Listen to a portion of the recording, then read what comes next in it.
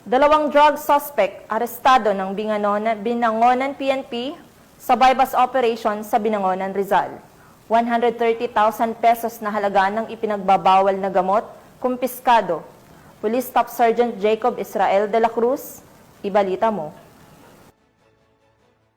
Dalawang sospek ang naaresto sa kinasang bypass operation ng Binangonan Police bandang alas 10:30 ng gabi noong Oktubre 17, taong kasalukuyan sa Barangay Gapos, Binangonan, Rizal.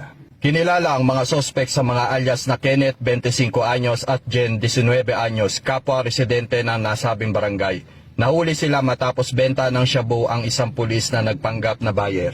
Nakuha sa mga sospek ang 3 sachet na hinihinalang shabu na tumitimbang na 19.21 gramo na may halagang higit 130,000 piso, isang cellphone at marked money. Ang operasyon ay may koordinasyon sa PIDEA at naitala sa video bilang bahagi ng transparency. Kasalukuyan nakakulong ang mga sospek at maharap sa kasong paglabag sa RA 9165. Patuloy ang panawagan ng Rizal Police sa publiko na makipagtulungan sa kampanya kontra droga. Mula dito sa Calabarzon, ako ang inyong Police News Network Correspondent, Police Staff Sergeant Jacob Israel E. de la Cruz, alagad ng batas, taga-taguyod ng Balitang Pulis.